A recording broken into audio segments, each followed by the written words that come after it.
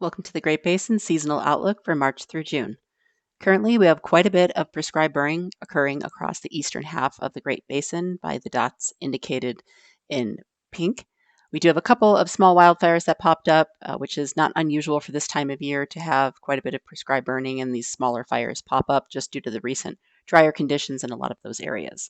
Otherwise, our year-to-date as of the end of February statistics are here on the left, and you can see we've had 31 wildfires for less than 23 acres, and prescribed fires have been on the high side with 94 fires just over 8,800 acres. Currently, Great Basin and Nick sit at a PL1. Looking at our precipitation over the last 7 to 14 days, you can see over the last week we have had storms impact the northern half of the Great Basin, and much of this precipitation in Idaho, northern Nevada, and northern Utah has been above normal for the time of year. So looking at the last 14 days, you can see a lot of those areas well above normal and also well above normal from the Pacific Northwest down into California. However, some of the continued drier spots are the southern half of the Great Basin, and you can see we've really had no precipitation in the last week, and anything in the last 2 weeks has largely been below normal, with the exception of some of the mountainous terrain in Utah down into far southern areas. So how February has gone so far with respect to temperature and precipitation. So for temperatures, we've seen this large pool of warmer than normal conditions across really much of the western 2/3 of the US, but we have had that cool pattern that dropped into parts of the Great Lakes, northern plains, and really over into the eastern US, seeing well below normal temperatures. So for the Great Basin, obviously very warm conditions for the last month and even longer, which we'll talk about here in a couple of slides. Precipitation has generally been below normal, but there are pockets throughout the month of February, just with our recent storms, that have pushed some areas of the Sierra, northern Nevada, and even small areas of central and southern Idaho into northern Utah and western Wyoming near or just above normal. So here's our precipitation breakdown by month, going from October through January, since you just saw February. October, a very wet month for really all of the Great Basin, and then we really dried out in November with the exception of some far south storms that did impact western and southern areas of the Great Basin, bringing quite a bit of precipitation with respect to normal to southern Nevada and parts of the Arizona Strip, but very dry conditions further north. We saw that pattern flip a bit in December and then eventually dry out almost region-wide in January with the exception of a few central areas that were closer to normal. So what this means for our water year as a whole, dating back to October 1st, you can see the central areas of the Great Basin sitting below normal largely with respect to precipitation. And then it's really around the peripheries where we're seeing this near normal and even some areas well above normal. We did see that well above normal precipitation in southern Nevada, which was largely in effect from what we saw in November. So looking at some temperatures and precipitation, this is Great Basin wide. This is a bar graph of temperatures for just the December-January time period dating back to 1980. And this line here, invisible line here in the middle between the red and the blue, indicates what would be average. So our average temperature is about 28.2 degrees Fahrenheit with respect to mean temperature. But you can see for the last 3 years, we've definitely been on the warm side, but really 2025 into 2026, this past December and January has been the warmest on record since 1980. So that's definitely notable Great Basin wide. And then looking at the same time period for precipitation for the Great Basin, we really haven't seen anything historic. We have been, certainly we're drier the last couple of years, as indicated by the red bars. And this year we were kind of right around average as a whole. But as you saw from the previous graphics, some areas below normal and then some areas around the periphery trending near normal. So kind of bringing us closer to that average time period. So our current snow depth is really just tied to the higher elevations around the Great Basin. And looking at how this relates to normal, generally below normal snowpack region-wide. The only exceptions are parts of the Central Sierra and also western Wyoming, which has largely been near normal or even above normal at times, really much of the season. So a lot more consistency with respect to snowpack in western Wyoming.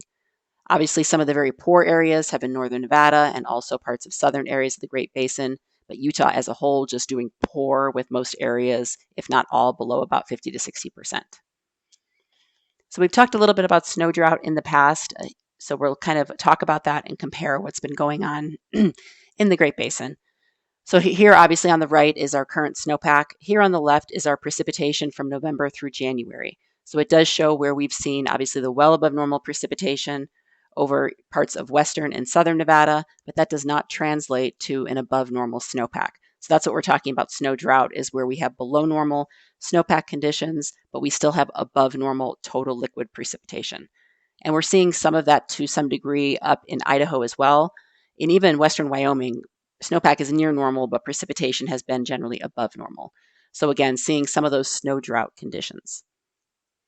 So looking at our current drought conditions, and currently we have drought ongoing really across the eastern half of the Great Basin, especially in Utah, where we continue to see moderate to severe drought with these pockets of extreme drought across central areas of the state. And even up in Idaho, a lot of moderate drought with just some pockets of severe drought. In Nevada as a whole, and even western Wyoming, we do not really have many drought signatures. Some abnormally dry conditions, just with the recent warm and dry period we've seen across northern and central Nevada.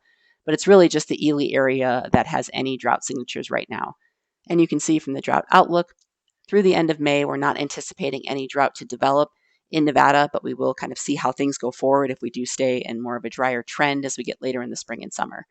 But otherwise, the other areas of the Great Basin to our east, generally we'll see the drought persist or intensify. And again, this will be something we'll be watching, especially for the Arizona Strip, Utah, and even up into Idaho. So here's a look at how our drought has changed over the last year. So last year we had quite a bit of drought. We had a lot of extreme drought over southern areas of the Great Basin and a lot more drought in Nevada than what we're currently seeing. Again, we have seen some drier conditions recently through the winter, but prior to that, we did see some decent precipitation last summer and fall, which did push a change to our drought conditions. As you can see, Utah has worsened in drought over the last year, and same for Idaho. It's gotten a little bit worse with a little bit more moderate drought up there than was a year ago, where we were just seeing abnormally dry conditions. But you can see western Wyoming has seen some good improvements. Last year at this time, we were seeing severe to exceptional or severe to extreme drought, and now we're more in that abnormally dry category. So definitely some changes across the Great Basin. So we'll look at our current fuel conditions. These are ERCs across the Great Basin. And you can see we definitely had a period of time back in January where ERCs, really in many, if not all areas of the Great Basin, were near historic highs for the time of year, just due to that very warm and in some areas dry period.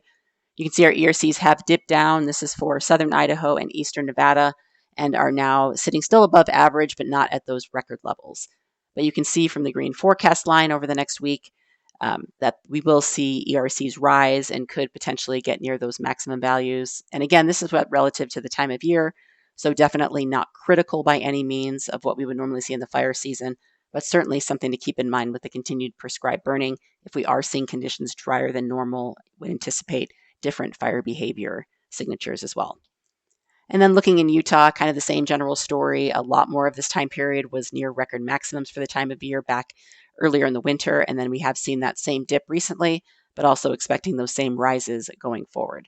Although we will have a stormy period for the next couple of weeks, so we'll probably see a little bit more fluctuations in the ERCs and the fuel conditions, as opposed to where we were really sitting at these record levels for an extended period of time in January. So now a quick look at our fine fuel situation, or what we're anticipating going into the season with. So this is a quick look where certain rainfall, certain times of year matter for different areas of the Great Basin.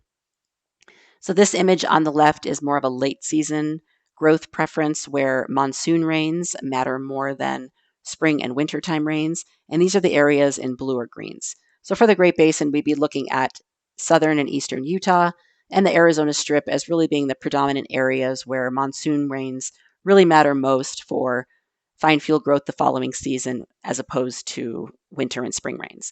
And you can see from that time period last year, July through September of 2025, all of these areas saw below normal precipitation. So we're really not anticipating much new fine fuel growth in these areas of the Arizona Strip in Utah based on the precipitation pattern going into this fire season. Then here's another look where the winter and spring rains matter more than the monsoon rains, and those would be the warmer colors, so the yellows, oranges, which is really the majority of the Great Basin. And you can see, looking at our precipitation just from November to January so far, and obviously we're not done with the precipitation that would matter in spring growth yet. But as of now, since we did see that those wetter conditions in November, we are seeing the above normal precipitation in southern and western Nevada, and also up into parts of especially central eastern Idaho into western Wyoming. So looking at those areas, that would be right now where we would be expecting additional fine fuel growth in addition to the carryover we had from last year. Right now, it's not looking like this precipitation in November in southern Nevada is enough to perpetuate enough growth where fine fuel loading would be high enough to be a big concern, but we'll continue to monitor that going forward because obviously we don't normally see that heavier precipitation down south. So right now in areas of northern Nevada, northern Utah, have not seen yet a lot of precipitation that would initiate fine fuel growth. Again, this is only through January. We did see wetter conditions in February, so this picture certainly could change going forward, and we are anticipating some of those changes. So here is, this is from Matt Reeves. He is from the Missoula Fire Lab, and he gives us a lot of fine fuel graphical information, which is extremely valuable for the Great Basin. So this is just a comparison here on the left of that November to January precipitation. And then here on the right is where fine fuel loading right now is kind of our carryover concerns from last year going into this year. So this looks like bare minimum what we'll have going into the season. Areas that have fine fuel loading that would be high enough to be a concern are these areas in greens and blues. So we're looking at parts of northeast Nevada, maybe far northern Nevada near the Oregon border, definitely large parts of Idaho and into northern Utah and even the foothills in western Wyoming. So those are areas that we'll already be looking at for concerns with respect to fires in the fine fuels. And then looking forward to kind of the precipitation we've seen in the winter and also what we're expecting over the next month or so, we will be watching for that new fine fuel growth in parts of especially eastern Idaho, potentially northern Utah and northern Nevada. So we'll see how that all shakes out, but definitely at least kind of the groundwork for some concerns going forward. So here's a few weather records so far this winter across the Great Basin, and I won't read all of them. You're more than welcome to read them on your own time, but they're really records for the record warmth we saw in the December to January time period. Also a record low snowpack in some areas, especially in kind of the eastern half of the Great Basin. So those are notable records just due to the warm and dry nature, and that will become a concern when we're looking at drought conditions, especially in the higher elevations. So now that we've seen what's been happening, we'll go forward to what we expect to happen in the future. And with respect to La Nina and El Nino, we have been in a state of weak La Nina.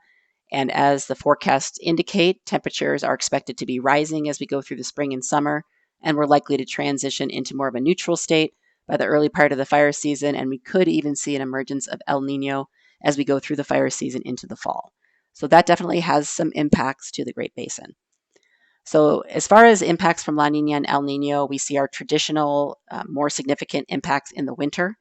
And here on the top image, you can see from La Nina, our normal impacts would be kind of a higher jet stream across Alaska and then diving down into the northern plains, Great Lakes in the east, bringing that cooler, wetter conditions to parts of the Great Lakes in the east coast, with the drier and warmer conditions along the southern tier into the west. And you can see from our temperature image here on the left, we've seen very much that same pattern, maybe like a little bit of a shift to the east. So the cooler conditions really from the northern plains or upper Mississippi Valley across the Great Lakes and into northeast and the mid-Atlantic region. So not too far off, and then the warmer, drier conditions to the west and south. And again, you can see that dryness in the southern area from Texas into the southeast, which is very traditional for La Nina. And then any wetter conditions have been more of a patchwork, but really tied to kind of the northern tier and parts of California. So maybe a little bit further south of this wet area on the west coast. So again, impacts haven't been too far off from what we would normally expect from a La Nina winter. So going forward, the 8 to 14 day outlook shows generally warm and dry conditions for the west coast, although we will see storms move in, so I'm not sure how far below normal we'll be, but we still could see some precipitation on the western side of the Great Basin, with better chances of above normal precipitation in the north and east, and this is through March 11th. And then looking at March as a whole, generally warmer across the southern half of the U.S. and maybe equal chances up north with drier conditions in the western side of the Great Basin. But again, we will see some chances of precipitation further east through the month, at least through the middle of March, if not longer.